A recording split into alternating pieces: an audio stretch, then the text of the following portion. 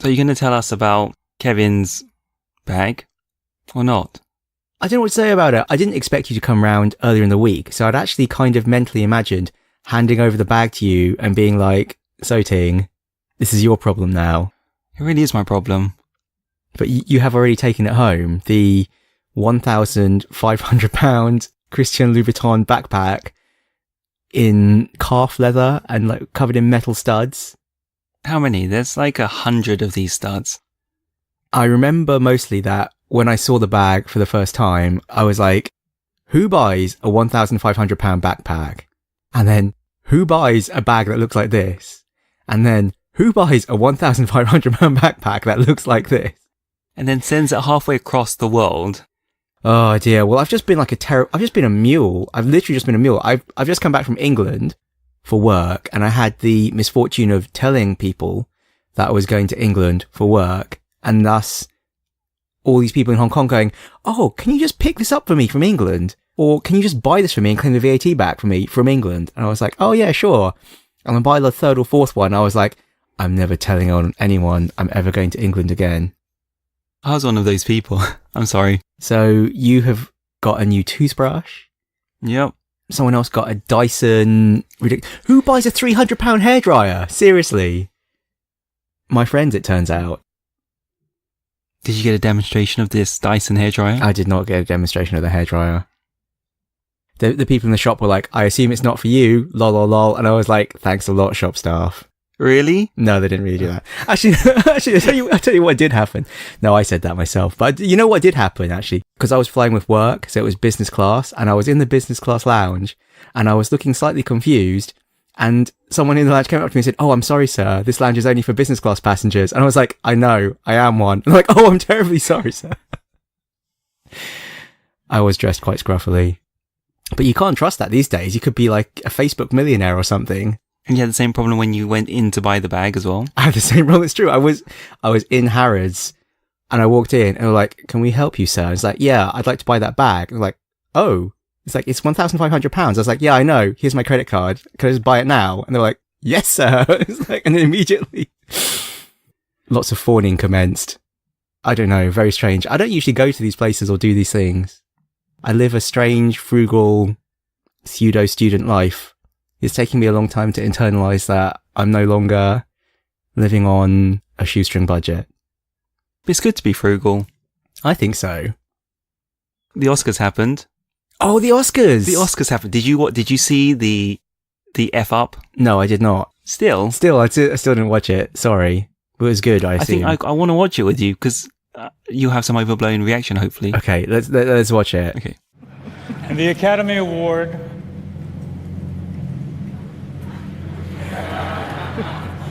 for Best Picture. You're impossible. Come on. La La Land.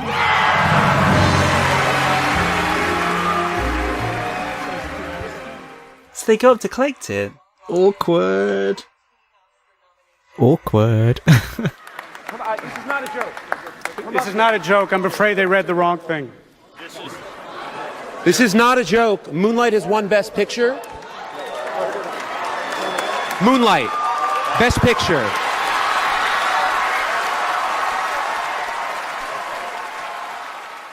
How do you feel? Oh, it's just so cringy. It's so terrible because they obviously thought they won and they're giving all these heartfelt speeches and they're like, yes, we won Best Picture. It's like the pinnacle of your film career. And then it turns out they didn't. Yeah, that must suck. That's the sort of thing that you'd have nightmares about. Can you imagine? It's like the sort of thing you think, oh, imagine if we won Best Picture. But imagine if we win Best Picture and then it's all a mistake and they take it away from us. And then that actually happened. Actually, that would be worse. It's not like I won it, but I'm wearing no clothes. But the underdog won.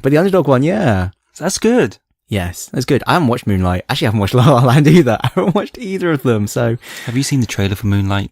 No, but I think it's going to be difficult and painful and dramatic. Yeah, I think it's going to be rough. Yeah, I think I actually probably do want to watch it, but I'm just not sure I can handle it until I'm in a more, like, upbeat state of mind. I don't know. Have you heard? Maybe you should watch La La Land first and then watch Moonlight to bring you back down to earth.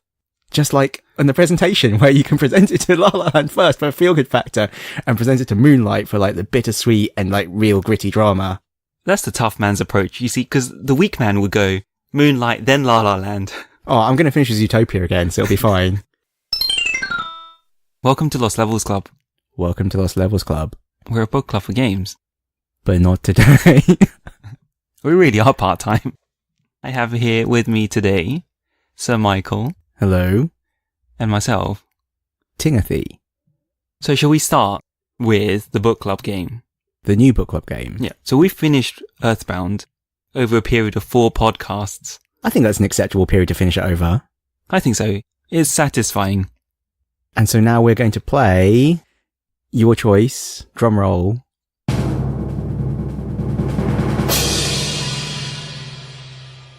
Red Dead Redemption. Over a period of 4 podcasts.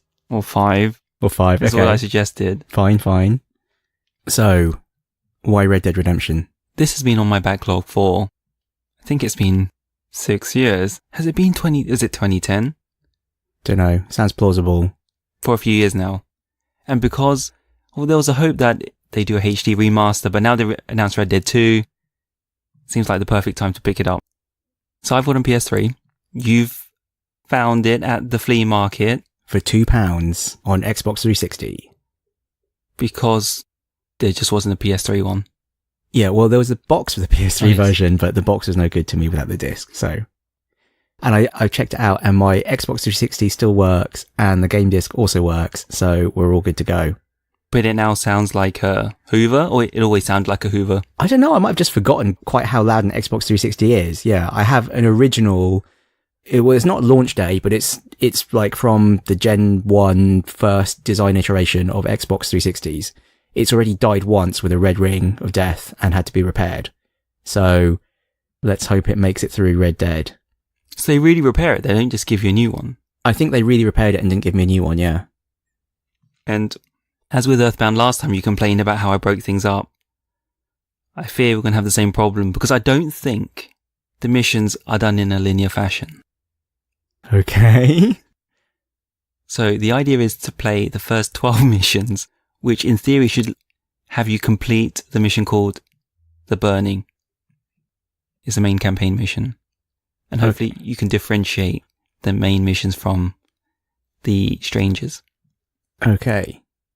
Very briefly, we should probably say, for people who don't know, what is Red Dead Redemption? Because I would sum it up as Grand Theft Equine. Yeah. It's Grand Theft Auto in the Wild West with horses. That's pretty much it. It's kind of like, well, it's Grand Theft Auto in the GTA 3, 4, 5, Vice City, whatever sense. It's a storyline driven, but sandbox world still. Open world game. We also happen to both know how the story ends. But Unfortunately. But it's not going to stop us playing it. No. Anything more to say? No, that's it. Okay, so play up to the 12th story mission, The Burning, for next time. And if everyone's going to write in, I know it may not be exactly the 12th mission, but it's around the 12th mission. So pretend Ting can't count. Yes. Play until the mission called The Burning. Good enough. Moving on. What else happened this weekend? I lied to you. You lied to me so hard. So Hong Kong Records didn't throw away my phone number. They actually called me up to say, "Oh, sir, Nintendo Switches are available for pre-order." And I was like, "Oh, yes." And I went at lunchtime at work. I messaged your wife and she had said that you would be interested in getting one, or she thought you'd be interested in getting one, or she wanted to get you one for your birthday, essentially. Yep. So when I pre-ordered mine, I also pre-ordered one for you and gave them April's contact details, etc., etc. So ever since then, I've just been lying about whether or not I had the Nintendo Switch, because you asked me, "Are you going to pre-order one?" And I was like, "I kind of have pre-ordered one," but I didn't want to say so in case you were like, Yeah, if you pre-ordered one, then I would myself pre-order one. yeah, because you knew I had given them my phone number and you asked me if they'd called me. And I said no, because I knew you had already had one pre-ordered on your behalf. And I didn't want to tell you that they'd called me in case you then went and pre-ordered one for yourself. And then we'd have 2 Nintendo Switches for you. So I just played dumb. I was like, "Oh no, I think they probably just threw away my phone number, lol, lol, lol." And actually, yeah, I've just been sitting on 2 Nintendo Switches for a month now or something. Yeah, end of January. So we finally, on Friday night... No, it was even more ridiculous, because on Friday, I thought I was going to go home or do some shopping. But you two had to find some plan to make sure that all 3 of us convened together after work. Yeah, this is like the worst thing. There was no pre-planning. I had just said to you, it's like, oh yeah, and I think we're meeting up on Friday for like dinner or something. And you were like, oh, I don't think so. I think we're meeting next week. And I was like, oh really? Oh crap. And then April was also trying to engineer the situation like, oh, let's go suit shopping and let's ask Mike. And I was like, yeah, I think I'm meeting you for dinner. And you were like not keen at all. You were just like really like, oh, I'm kind of busy at work. And then April's like, oh, Mike needs some trousers.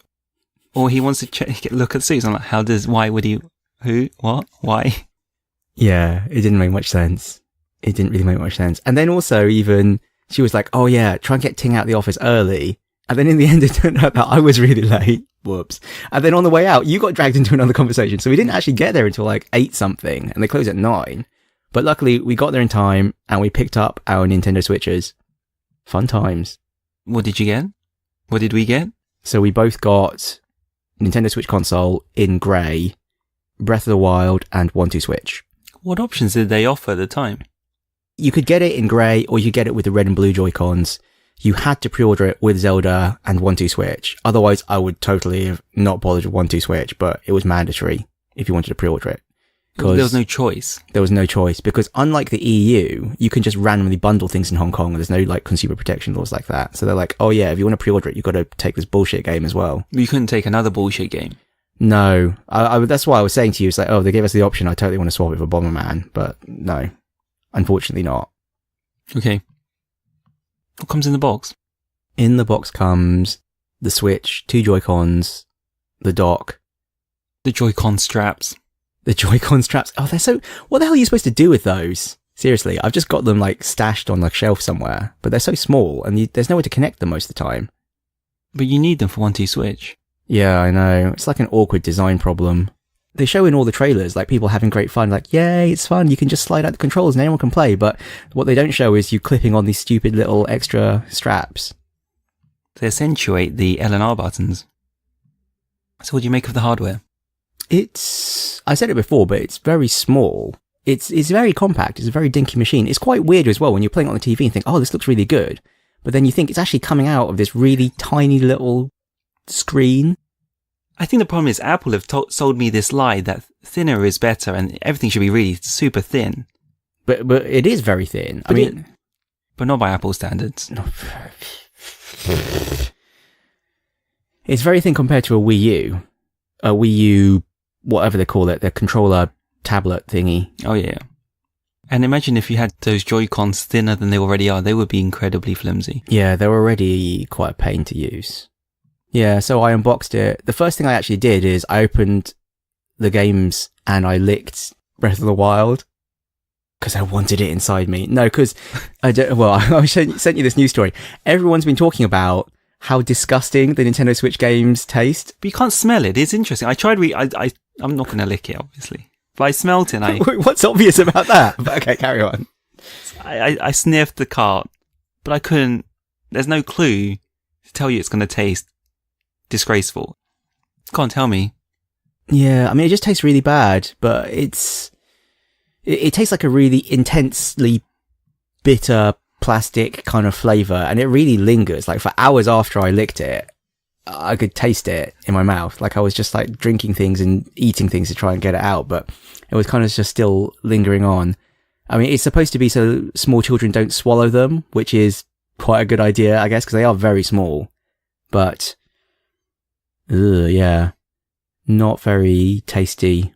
Not very tasty.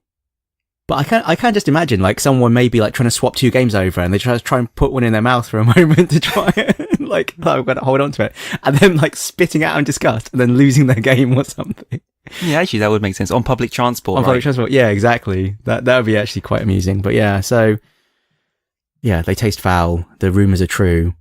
What else about it? The screen. The screen is important. The screen is very nice. The screen is very bright. It's like 720p. I don't know. It's certainly high definition enough. Yeah, I mean, it is quite magical when you just like grab the Switch out of the dock and the same game just keeps running portably because it looks good. I mean, well, we'll get to Breath of the Wild later, but it looks good. It certainly doesn't look like a mobile game. Then again, what does a mobile game look like these days? I think that's more a question of budget than horsepower. Or design, really, actually. Budget's always there, just to... Anyway, let's not go there. It's a dark, dark route to take. We really wanted about controllers, maybe too much. But we should make a start. Well, okay, the other thing, I guess, is the Joy-Con sync issues that a lot of people were complaining about, because that's been the other launch date issue, other than the deliciousness of the cartridges. So, you've been having sync issues? Yeah, so my default position is elbows on my knees. I don't know how you play games, but that's actually quite a tense way to play games. It's quite tiring. But when I left that position and sort of reclined into my sofa and put my hands in my lap, then all sorts of weird things happened. Oh, so you actually holding one in each hand without the little square thing to join them? I use the square thing to join them. Oh, okay. I just put my hands down. Okay. And I think it loses... I don't know what it's losing. I've played it both with the little square thing to join them together and with just one in each hand separately. And I have not had any sync issues at all. But then I think this is because you have not updated the firmware on your Joy-Cons, because there was a day one patch for the there was a day one firmware update for the Switch. And if you updated the Switch with your Joy-Cons connected, it actually updated the firmware on the Joy-Cons as well. And I think it fixes the sync issue. Do you know whether this is part of the official statement that Nintendo made? I don't know. What did they say? They have said things like, keep away from the aquarium. If you have an aquarium nearby, keep electronic devices away from you. Try to be close. Underwater. Don't let your cat eat it. Yeah, it's an official statement made by Nintendo. I think it's from the US side. Oh, really? Okay. Well, I don't have an aquarium in my flat, so maybe that's why I'm fine and you're not. You don't have an aquarium either. I don't know. I heard that there was a firmware update. I certainly have had no problems. I mean, despite having no problems, I've actually also bought a Pro controller, but that's another story. You have other problems with the controller then? Yeah, well, I mean, I can understand in tablet mode, you wouldn't really want it any bigger. Like, the ears of the controller already make it quite a lot bigger than just the tablet itself. But I find that the right stick gets in the way of the B button, because the right stick is like vertically exactly beneath the buttons. And in Breath of the Wild, you actually want to press the B button quite a lot. And I find that it's quite awkward to rock your thumb onto it, with the right stick where it is. And also the sticks themselves don't actually have much travel on the Joy-Cons. So I thought it'd be better to get the Pro controller. Well, also I had people come around to visit, and I thought, if we want to play a 3-player game, then we've got the 2 Joy-Cons and another controller. In the end, we couldn't actually get the game I wanted, which was Bomberman R. They were sold out. So we just had to play 1-2 Switch. But whatever, I still got the Pro controller. You've had no problems? Other than the sync issue? No, hands are quite small, so not an issue. But I wonder over extended play, wonder if they'll feel quite cramped. Yeah, because you play half an hour at a time. So it's fine for now. Yeah, because I've been playing, because you were saying, oh, you seem quite tired. And I was like, I may have stayed up till 3 a.m. every day since I got the Switch. But to be clear, it's still the launch weekend of the Switch, so that's not that long. I wonder if you'll keep that going tonight. So in which modes have you tried the Switch? What do we call the set the Switch on the table mode? Yeah, what do they call it? They actually have a particular name for that. Yeah, they do actually have a particular name for that. I've forgotten, but I have tried it in all 3 advertised configurations. So I have it docked to the TV in the dock. I've also tried it just propped up with the kickstand, which is incredibly flimsy, as everyone has said, with just the 2 controllers free. And I've also used it as a tablet, like with the 2 controllers clipped in on the toilet.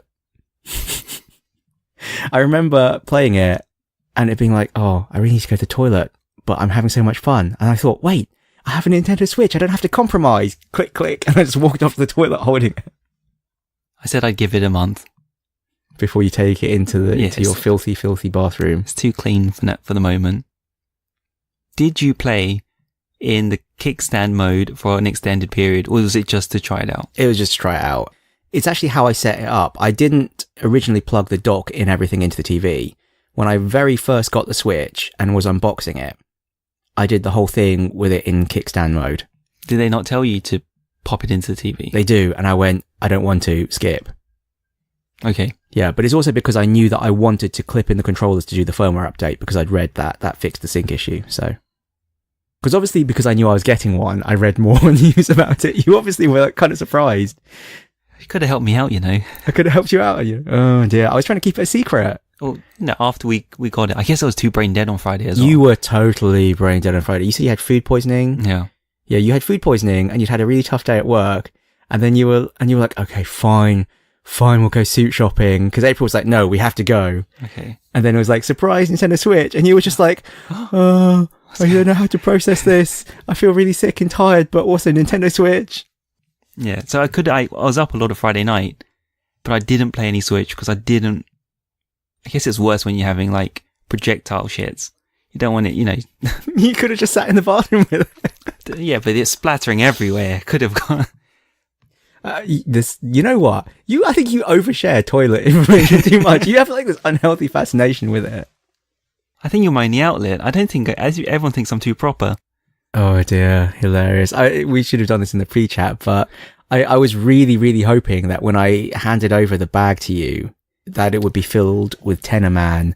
I really, really tried to get them to give you some Tenor Man to go along with the bag, but sadly, they couldn't find it.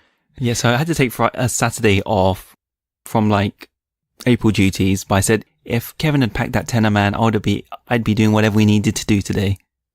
I really would have used them. That's so funny and so grim. What else did I try to do that Friday night? So I tried to look for the app, but the app's not ready yet. I was also very disappointed that the eShop does not work in Hong Kong because I've gone all digital. I used to like to buy physical stuff because it's like, oh, I don't trust the digital stuff. I'd rather have a physical artifact. I remember, obviously quite a few years ago now, but I used to really not like Steam. And then obviously now I'm just like, I love Steam. Praise to our new Steam overlords. And I wanted to buy games digitally on the Switch as well. Like I ideally would have just bought everything digitally. But then the eShop just doesn't work in Hong Kong. If you try and log in, it says, oh, thanks for your interest in the eShop. It's not available in your country. Goodbye. The only problem is that your save game is tied to your profile. Oh, but you could unlink and relink your eShop. Yeah, I could do, but I already used my main email address to create the eShop thing. You know that you can just remove that full stop in your Gmail and it becomes a whole new email account for you. Well, I've also got like a domain name and I just can register anything at the domain name. So I know I could do it. I'm just being lazy. But the thing is also now, since then, you're being difficult is the word. You're not being lazy. You're never lazy. You're just difficult. Yeah, I already know the answer. I just don't want to do it. I have since learned that Nintendo still haven't really learned their lesson. Like, I heard your save games are locked to the Switch and you can't move them off the physical Switch. And I've also heard that although you can re-download games and crap, it's still tied to your physical Switch. Oh, they're not on the card. So just because my save is on the SD card, it doesn't mean I'm mobile. No, I don't know. I think it's something like if you download a game onto your Switch. Oh, you know what? We should look this up properly afterwards, or I'll put a link in the show notes. But I have heard that it's still not as sensible as it is on the, because, you know, I have absolutely no qualms about buying things from the PlayStation Store now. Like, I have not bought a physical game on the PS4 since you convinced me to buy Advanced Warfare, and we played it for 5 minutes, and I was like, wow, never again. That's not your fault though. That's just because I didn't really enjoy it. But still, no more physical games on the PS4. All of my PS4 games are digital, basically. And I'd intended to do the same thing with the Switch, but no eShop, and I heard it's all locked to your physical console still. Just one more, like, as an aside, you are right to go all digital because now the new PS4 firmware supports external hard drives. Oh yeah, totes. He's always right. Oh, I don't know. I think it's just, there isn't an equivalent to like how you can just redesignate a different PS4 as your primary PS4 and just re-download everything onto that with the Switch. So, I mean, it's early days yet. They may well change all this, but right now, I don't think it is quite safe to go all digital yet. So I look for the app. That app's available summer 2017. All the online stuff. I don't even know when that's coming online. I know it's coming to America's in beta soon. That's it. Is that really it? Is the parental... Is it... The parental settings app available? I think it must be. That must have been a launch day requirement. The most important thing is neither of us have downloaded that app or checked it out. Because neither of us have parental problems yet. But I'm saying our curiosity hasn't extended that far. No. Ain't nobody got time for that. Yeah. I don't know. I was just thinking a lot of the stuff I mentioned before the launch was about the non-game apps. You know, where's Netflix? Where's YouTube? Well, there's no eShop, so obviously I can't get any of those, even if they do exist. I don't think they do exist yet, though. Where's the web browser, right? Where's the web browser? Yeah. Who browses on their console? I'm sure people do. People without a PC? I don't know. Teenagers? Without an iPad? It's like, what kind of player browsers on their console? Why don't they just use their iPad? That is such a let them eat cake moment. I'm waiting for the proles to rise up and guillotine you. Sorry. I'm sorry, I'm still reading from what kind of person browses on their console on their iPad? Privilege, Ting. Sorry. But it is a tablet itself. Yeah, true. We can move on. I was just thinking, it's just one more thing that occurred to me is I've not actually used any of the touchscreenness of it. I haven't touched the screen because I've been trying to keep it fingerprint free. Oh, I have touched the screen. Okay, I have yet to touch the screen. Even though I know it's a touchscreen, I have yet to touch the screen. Are you worried about the dock scratching the screen? I wasn't until now. You should think about it. Think about it. Be aware. Yeah, people will complain about the lack of felt in the dock, but then people have also said, surely that produces heating issues. 1, 2, 1, 2, switch!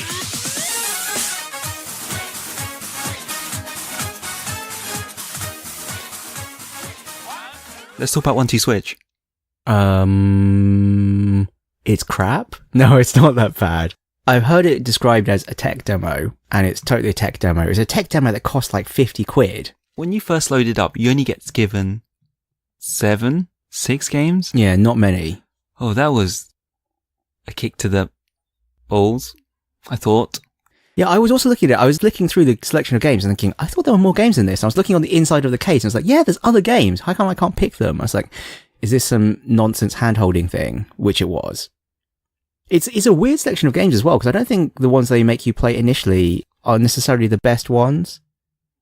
No, because I could have given up by, what was the body dance, what's the dancing one? Please help me. Like copy dancing. I haven't played that. You have to, though. No, you don't have to, fortunately. You don't have to play that, unfortunately. I took one look at that and I was like, yeah, next. How did you get through don't you have to play all 7 to unlock the game? Maybe if you play all 7, it immediately unlocks them, but we just played some of the other ones several times and it unlocked them. Or maybe you have to just play it X times. Yeah. I mean, what did we play? So, I mean, of the original set, I think the one that was the most fun was the quick draw one. The quick draw one is actually fun. If you're good. Well, actually, do you know what's really sad? I was playing with 2 younger people. I say younger people, they're not that much younger, even though they're Slightly. pretend to be. Yeah, they're like barely younger, but they're both still like students or something. Anyway, they completely rinsed me on quick draw. They were like, oh, old man, where have your reflexes gone? And I was just like, I don't understand what's happening. I'm being beaten at computer games by children. Or not children. They're still like 30. But still. But I was being by a pregnant lady. That's even worse. OMG. What kind of time was the draw happening in? Because I was being beaten. Yeah, they were beating me with times of like 400 milliseconds-ish. So what was your time? My worst time was something like 700 milliseconds. That was outrageously bad. I think I eventually got better. I was doing like 470, but they were still beating me. I had 2 goes. My best was like 560. I did not win a single round of that. We played like 5 or 6 rounds and I lost every single round. I was like, what's happening to me? I don't understand. They're like, oh, it's okay, man. You're just tired. I was like, you're just saying that. You're just saying that to try and spare my feelings. Like, what's happened to me? The first few goes, I can't do 2 things. I could draw quickly, but I'd manage to shoot outside of the cone. I think it's more funny to talk about your inabilities in this realm more than anything else. Just thinking what else we played. I mean, some of the other games are actually really quite fun. Like, I mean, there's the whole HD Rumble thing, which I'm still not quite sure. I liked it. You liked it? Some of them were really good. Like, I enjoyed the safe cracking one, because you can quite distinctly feel like catching on something. So the safe cracking game, you have to like basically pretend it's a dial and rotate it in front of you. And at a certain point in the dial, it will kind of click, and that's the point you have to hold it. So that one was quite clever. You have to think about, more importantly, it's you have to look each other in the eye with some of these games. What was your first reaction or instinct when you were told this? Where was your reaction? I think the reaction from both me and the other person playing was like, well, fuck that. Like, well, this is awkward. Yeah, because it said like, look your opponent in the eye. And I was like, how about no? It's a real big thing. It's a real big thing because they don't want you to look at the crappy graphics. Seriously, was this game made by an intern? No, I'm joking. Obviously. The graphics, they've actually got reasonably high production values on the little videos that played beforehand. The actual acting is quite funny. Like the people genuinely look like they're having a really great time. And I really like the strong, like the games have a really strong like color. Like, they'll be in a purple room or they'll be in an orange room or something, and the people are dressed up appropriately. So it does look good. I cannot play sneaky dice because I cannot bluff.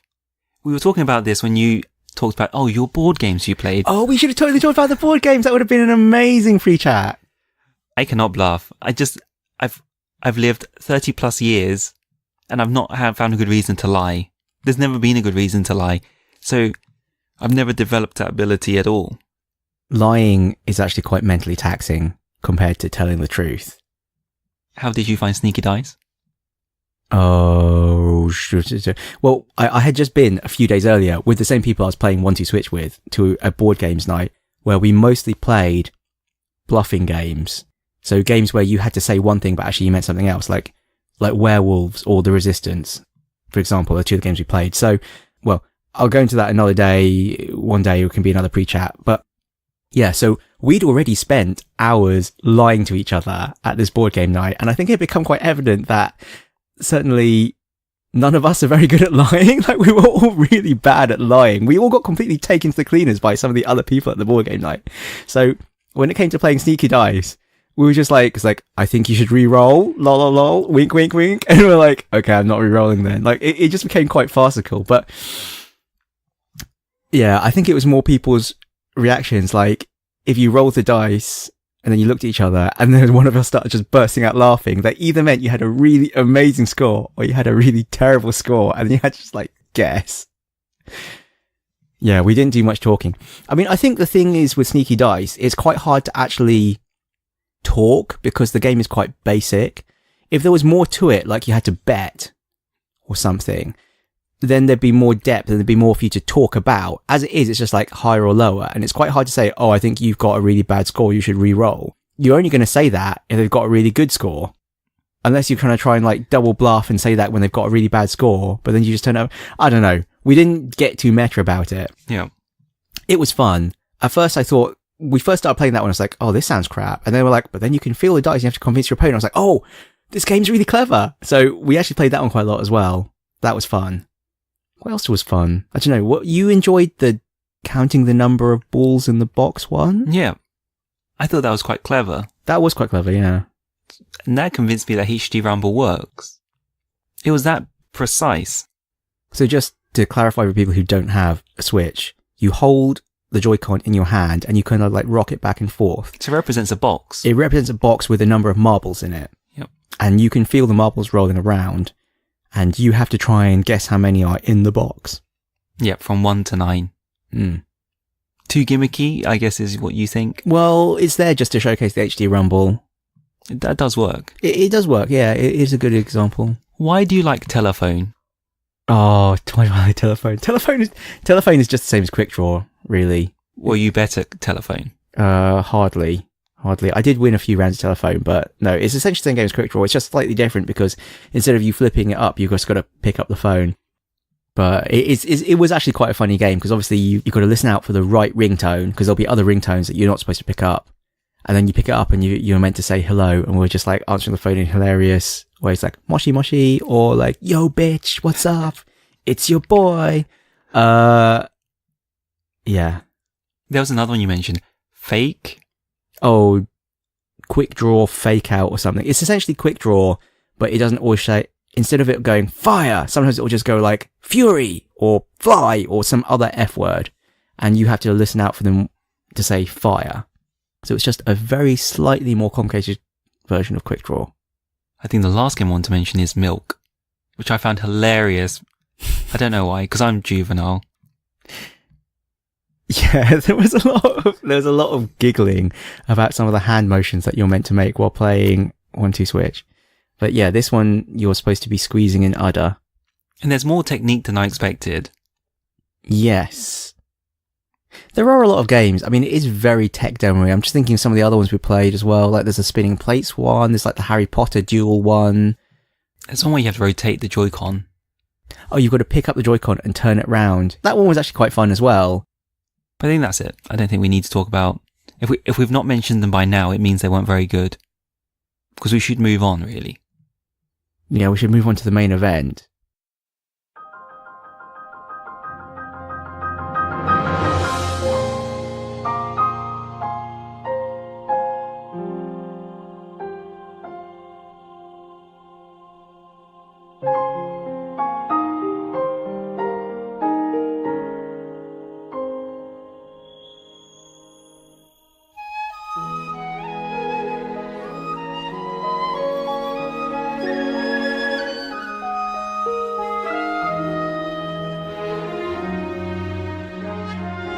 So, of course, the game everyone actually is buying a Nintendo Switch to play, which is The Legend of Zelda Breath of the Wild. First off, no spoilers. No spoilers, because neither of us wants to be spoiled, and we don't want to spoil anyone else either. So what should we say? Nowhere beyond the plateau, or first 5 shrines? I don't know. I think we can probably talk about things in very general terms. Fine. Rather than... The thing is... For the plateau itself, I guess I was spoiled because everything in the plateau was actually covered at E3. So if you watched like the 4 hours of E3 Treehouse coverage, you would have basically seen everything that happens in the Great Plateau, which is like the tutorial area of the game. But I don't think we need to go even into... I don't think we even need to go into that. I think it's just we should just talk about it in very general terms. Right.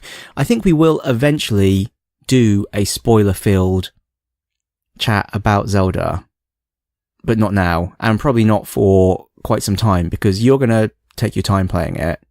We've also got Red Dead Redemption to play as well, so... Okay, but it all started off even before we picked up the Switches. It started on Thursday night, when we started picking up the reviews, and it got 98 on Metacritic. I messaged you. Yeah, I looked up, I saw that reviews were starting to come out, and I thought, oh, I know what Ting's going to do. And I looked at Metacritic, and I saw it had 98, and I was like, 98 on Metacritic? I must tweet this at Ting. And I went onto Twitter, and I saw that you'd already tweeted it at me. 98 on Metacritic, unbelievable. So, yes. And then the hype train started, and I think you were surprised that it got 98 on Metacritic. I was not surprised. I was like, oh, only 98. I thought it'd get 100. No, because you said no thing gets universal acclaim anymore. But this was close. Well, this is it, right? I was expecting it to do extremely, extremely well. Like, from those E3 demos. The horse not crashing into trees. Oh, that was a while back. You're right.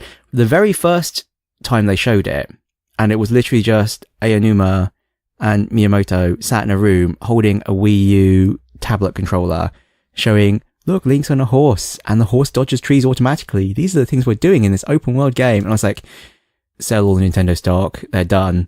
But then when they showed it last year, and I was like, oh, they get it! They actually get what's important! Buy Zelda! And that was the moment when I decided I was going to buy a Switch. So, I was expecting it to do extremely, extremely well, and it did. Should we start with how's it different to previous Zeldas?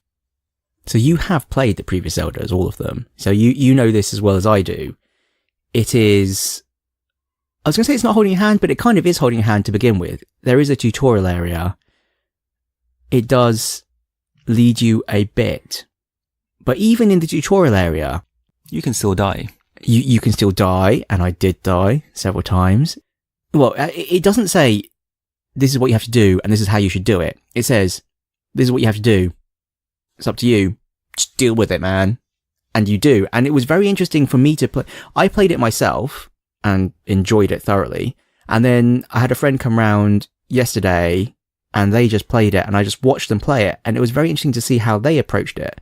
and the things that they found that I didn't find, the things that they did that I didn't do, or even things that obviously I had done that they just didn't find or notice. It was very interesting to see.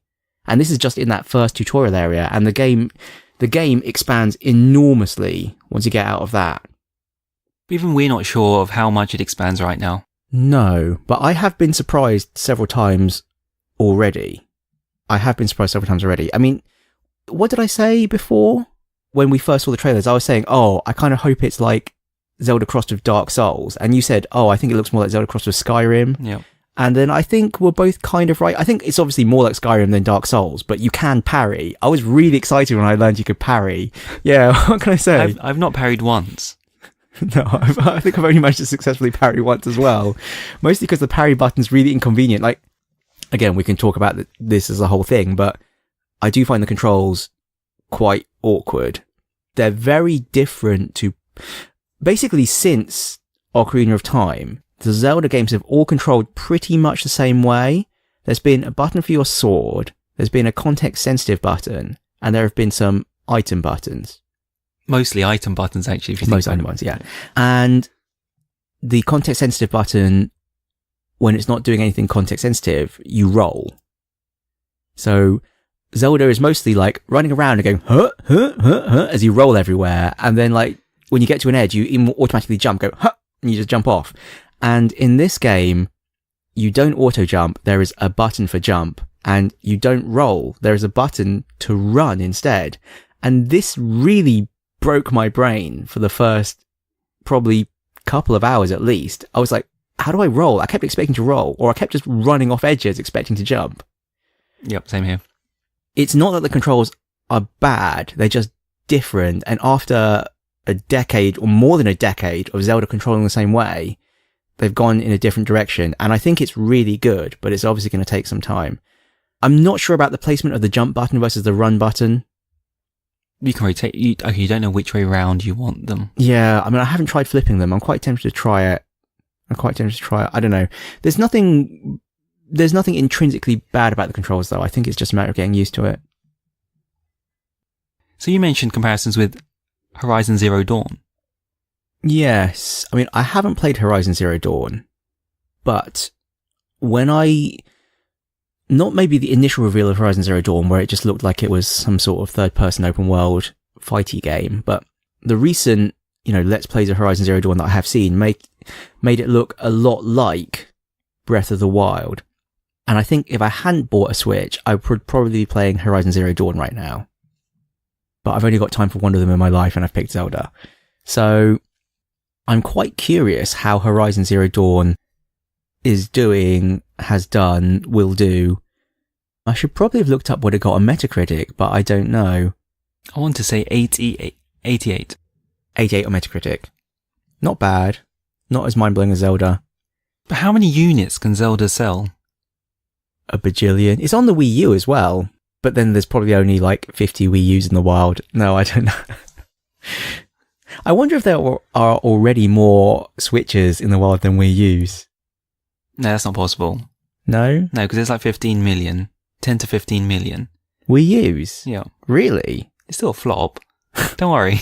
It's still a failure, don't worry. Doesn't change anything. Do you want to talk about surprises? Well, I don't... Surprises. I mean, I don't want to talk about any specific surprises because that's the whole point. I want other people to be surprised too. From a high level then, what's been so good? I mean, we keep saying, it's going to be amazing. It has been amazing. It is amazing. But I think it'd be unfair just to say, keep using these words. Oh, my brain is dead. Do I mean superlatives? Without at least trying to place a general point in some direction. I'm just thinking, it got 98. Did it get 98 because it's genuinely that good, or did it get 98 because it's a Zelda game and it's the Zelda game everyone wanted? It's like a return to form. It's something fresh and new. It's something different, and it's like taken all the changes that have happened in the genre in the past 30 years and applied them, rather than just aping past glories or holding your hand to make sure you get to see everything. So it's a much more grown-up game in the sense that it doesn't hold your hand. It's a sandbox, open world, emergent kind of experience, you can tell that they've definitely set up encounters in such a way to try and make it more likely that certain things will happen. But equally, it's not scripted. It's not like when you go here, this thing will fall off and this thing will happen. It's like they've put some precarious rocks in and they've put some explosive barrels in, or they've put a strong wind in and some fires. And, you know, you could chop down this tree and the branch will go and fall into the fire and get blown onto this dry grass and set something else up. Or maybe you'll push this rock and it'll fall into the explosive barrel, or, you know, all these things could happen, but none of them are scripted. It's up to you to see the situation and take advantage of it. Or maybe an enemy will blunder into it and cause it to happen. I think that is the strength of it. There have also been many more mechanics to the game that I wasn't expecting. Like, the cooking has turned out to be a much bigger part of the game than I expected. I actually kind of find it a bit annoying. Like, I knew cooking was in it, but it seems to be almost mandatory. I'm not sure how I feel about that. Can you cook multiples of dishes? Maybe I don't know. No, I don't think you can. I think you do just have to cook each thing by hand. And so you end up having to hunt things to get meat to cook things and blah, blah, blah, blah. So you do it the other way around. You know you need health, then you get the materials or the, you know, the ingredients. Well, I'm just collecting stuff all the time, and then I should just make some stuff. But I think I don't cook enough. I don't make enough stuff. I think I should be actually making a stack or a stockpile of like stamina replenishing stuff, heat resistant stuff, speed increasing stuff, healing and like health buffing stuff. But I haven't really been doing any of that. And I find that I'm playing it like I do play a game like Skyrim, where I just kind of like, la la la, happy go lucky. Like, I go and pick all the ingredients, but I just don't bother really using them unless I have to. It's the same with the alchemy in Skyrim, for example, or any of the Elder Scrolls games. So I've been cooking stuff up front. I think you're doing it the way you're expected to do it. That makes it more painful for me, obviously. Or you've got to set some time aside to do some prep before your adventure. It's good. I don't know. I don't think it's a bad thing. I think it's just one of those things you can take advantage of, and you don't have to do it. Like, I'm certainly doing fine without cooking all this buff stuff, but I do keep thinking, oh, you know what would be really handy here? Or if I need to climb a really big cliff, or I need to like swim out into the bay and like I'm running out of stamina and I can't make it. It's like, oh, if I'd had the foresight to prepare a stamina restoring meal, or several of them, I could get to this place, but instead I'm going to have to come back later. But you never know. Like, later on in the game, some item probably some item will come up that makes our lives easier. Well, that's the thing, because I haven't read any of the reviews other than just to see the score. And I've only been spoiled for the stuff in that first tutorial area, because that was all at E3. So I genuinely don't know what's going to happen. I genuinely don't know what other items or abilities you're going to get later in the game. I don't even know what's possible to get, like what axes they're going to develop things in. Like, there already been more clothes and things than I was expecting. There have already been more things you can do with the clothes than I was expecting. And that's just one small bit of it. They just gave me more outfits than I was expecting. I was like, oh, okay. Yeah, I mean, it is radically different. Like, your items break all the time, like your sword, your shield, your bow. I'm having to constantly swap them out with stuff I find from enemies I've defeated. I don't even know what half the things I'm picking up off defeated enemies are for yet. Again, it's all like the cooking, alchemy, elixir stuff. I still don't know how some traditional Zelda weapons will fit in still, or whether we'll see them or not. So the sense of scale isn't something you're surprised by. I was expecting it from the E3 demo, and I think it is on par with, say, Skyrim or Horizon Zero Dawn. That's the other thing that made me think of it, because if you look at the map in Horizon Zero Dawn and you look at the map in Zelda, they are almost exactly the same in tone. Like, they both have different areas that you unlock and it reveals the map for that area and the waypoints on the map. They both have the similar kind of icons on the map, like, oh, this is a shop, or this is like an area where animals are. And I think they're probably of a similar kind of scale as well. So many parallels. I think maybe it's just like, this is the current zeitgeist. This is what people think of as being a good game.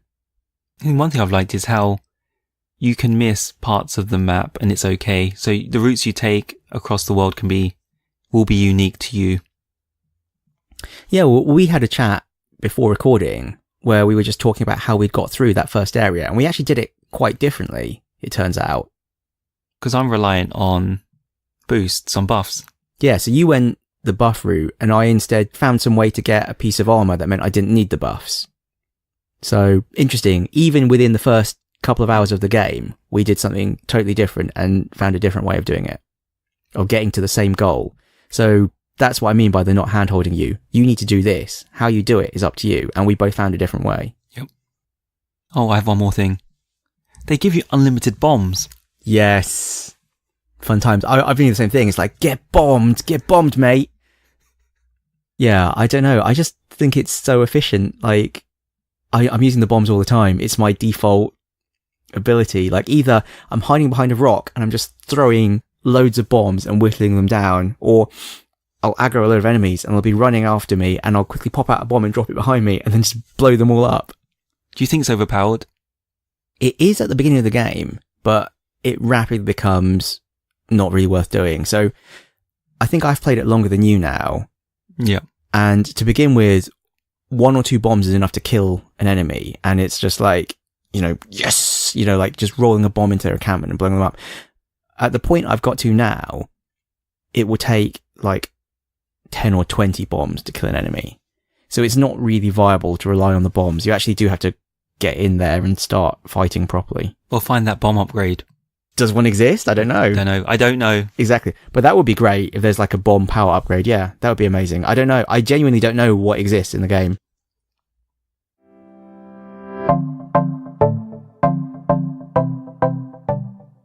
So what games are you looking forward to for 2017? All of them? No. So I put down the 3 main ones. So it's Mario Kart, Splatoon, and Mario Odyssey. To be clear, this is on the Switch. Yes. I'm looking forward to those 2. I will probably get all 3, is what I'm thinking right now. So the reason you didn't buy them last time is you didn't bother with the console, but now you're in the ecosystem. Yeah, I mean, I really enjoyed Mario Kart. I really enjoyed Smash Brothers. I really enjoyed the Mario games, in general. Like, I really wanted to get a Wii U to be able to play the new 2D Mario, play the new 3D Mario, but I just didn't have a Wii U, and it never seemed like a good time to buy one. So now I've bought a Switch, I may as well just buy all the Nintendo games. I've never played Splatoon, but I think I would enjoy it. Don't know what to say. I'm also hoping they release Mario Maker, because I would really like to play Mario Maker, and not the hobbled 3DS version. I'd like to play the proper, full-fat Mario Maker.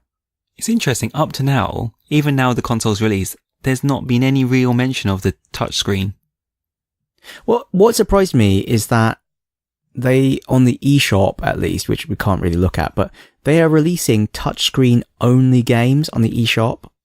That genuinely surprised me. I actually saw someone tweet, it's like, you done fucked up, Nintendo. Like, why are you doing this? It's so bizarre that you release a touchscreen only game, but I guess why not? It would be an artificial restriction to say you couldn't release a touchscreen only game, but it does kind of surprise me that they have done that. I guess that's why Mario Maker's taking a long time. Well, the thing is with Mario Maker, I mean, this is the way I feel about it personally. There's like 2 kinds of people playing Mario Maker. I mean, you get people who want to play it to make levels, and you get people who want to play it to play other people's levels, and they have no interest in making levels for themselves. And realistically, I think I'm more likely to fall into the latter category, because I think I'm just too lazy to make a good level. Like I would probably make some terrible troll levels, but they're not funny after you've seen the first 5. And I think everyone's trolled out at this point. You have to be really inventive to make a good troll level. Now, although I have seen some really amusing ones. I'm still watching Carl Sagan 42, a Mario Maker streamer. Some of his Let's Play stuff. Well, some of his stream archive on YouTube is really hilarious. He specially played just a selection of troll levels, and some of them were so inventively trolly. But yeah, I think I'm more like, I mostly want to buy it to play other people's levels. Or just play it in tablet mode. It's fine. Yeah, but it means they're fucked up then. I think we said before, can you connect 2 switches together? That would be amazing. I actually really think they should do this. I think they should allow you to connect 2 switches together for something like Mario Maker, so you can edit it on one Switch and play it on another Switch. And I think they should also start selling the Switch dock separately, because if I had a dock in my room and I had a dock connected to the TV, I would totally just like undock it from the TV and play it in bed, and then just dock it next to my bed. I'm too lazy. They do. Do they sell the dock separately? Oh, well, maybe I'm going to buy another dock just so I can dock it next to my bed. You can definitely see for a family, for example, let's say you've got a family and you've got kids or whatever. You know, in the past, maybe you would have got your kids a 3DS each or something. I mean, like, this is kind of weird for me. Well, this is kind of weird for me because obviously, like, when I was younger, I don't think my family had that much money and we'd have had like a 3DS and had to share. Like, we had like one Game Boy and me and my siblings had to share. But I've definitely seen now, maybe I'm just hanging around with richer people, but like their children all have a 3DS each or something. Why not just have a Switch each? And then multiple docks. You can have one in the playroom, you can have one in the living room, whatever. Nintendo would be foolish not to do that. And they have done it. Great. The only thing I can think about is like kids playing Switch in the toilet. It's like, that's got to be a rule. It's like, if you go near the toilet, you can't take the Switch or it disables itself. You know what? I think you're such a Hong Konger. You've got so many hygiene issues and stuff. I just don't care. I'm just really blasé. But this is like, I'm never sick. I'm just never sick. I've just been exposed to more bacteria, I think. I'll start licking the toilet bowl now to build it up. I've got years of catching up Years of catching up to do. Yeah, I'm just like never sick. Apart from the death cough. But you know, maybe he had Ebola. Maybe everyone else on that bus died and I'm the only survivor. You know, we have no proof. I thought I had a quite resilient digestive system, but it's really failed me this time. Yeah, it's your late night pad thai. So, if the eShop were up and running, is there anything you'd get? So the reason I actually wanted to go on the eShop is I wanted to buy Binding of Isaac and I wanted to buy the eShop version because changing the cartridges is a pain, and not just because they taste foul, but the slot is quite fiddly. The carts are really small. Where are you going to put them? Were you worried you broke I didn't know it was a flap, if I'm honest. Oh, you thought you'd actually broken it? Yeah. I thought actually, it's funny, I thought I'd actually broken the kickstand because the first time I docked it, I forgot to put the kickstand back in and it was like, oh crap, I'm bending the kickstand backwards. They actually give a hint, you know, the tips, like new console owner tips. And they actually said, if you actually do that, the kickstand will just pop off and you can just clip it back in because they knew that people were going to do that. So it popped off? It didn't pop off. I didn't put it in forcefully enough to pop it off. I was like, oh crap. And I managed to lift it out and clip it back in again. But yeah, the kickstand and also the cartridge flap are just really fiddly and annoying. I'd much rather just not deal with them. And I like the idea of being able to take it with me and play Zelda or take it with me and play Binding of Isaac. So by this time tomorrow, will you tell me you registered for the UK eShop with another email address? I don't think Binding of Isaac is actually out yet. I actually went and had a look and it's not out yet. I do also own it on PC already, so it seems kind of nuts to buy it again, really, since if I do want to play it portably, I actually have it on my laptop, so. But the Switch is way more convenient than my laptop. That's the thing. So yeah, I was really tempted to buy it. It's a really fun game. Nothing else for you? No, that's it. Do I want to buy all three of those? I'm really looking forward to Mario. Mario Kart, I think I'm going to be a bit rubbish at Mario Kart by now. It's fine. You don't have to be good at everything. You don't want to be bad at something. I guess not, but it's fine. We can play. I can bring it around and we can have like fun times, fun multiplayer times. Can we play as a team? Can we play as a team? Can we play as a team? I'm sure we can play as a team. Oh, let's play it then. Splatoon is okay for that reason. Because you can play as a team. Yeah. You expect me to carry you? I'm so bad at this whole game. You know, you guys were totally carrying me. We played Battlefield the other day, and I think on that first match, I was like way higher than you on the table. But that's because I was just sat in a tank with someone who was actually good and collecting all those reflected glory points, like passenger assist. Like this guy was single-handedly annihilating the enemy team in a tank, and I was just sat in the passenger seat going, "Thanks for the points, mate." And then every subsequent map, you guys were all way higher than me in the table. And I was just like, what wasn't my best KD ratio? It was something like 2 for 20 or something. Like I died 20 times. But that's not your purpose though. My purpose is to troll the enemy team. That's right. Yes. My purpose is to troll the enemy team by like dropping mines and like annoying them. We were Lost Levels Club. We still are Lost Levels Club. Please rate and subscribe to us on iTunes. Please. And you can find us on Twitter. At Lost Levels Club. And you can find us on email. mike.and.ting@lostlevels.club. Oh, you can find us on YouTube. You can find us on YouTube, but we don't have a catchy URL because we have no subscribers. Seriously, subscribe to us on YouTube, please. And leave us reviews on iTunes, please. And you can actually comment on us on YouTube. You were surprised I left that on. You thought I might like turn it off because I'd be like, oh, they're being mean to me on the internet. Ting's such a whiny bitch. Thankfully, no one's commented yet, so we haven't had to experience this. Please don't be mean to us on the internet. We're actually delicate flowers. That is it. I can ask you what you're grateful for. Getting a Nintendo Switch. Am I allowed that? That's such a cop-out. Yeah, of course you are. Yeah, okay, let's go with that then. Let's go with that. So Michael says goodbye. Bye-bye.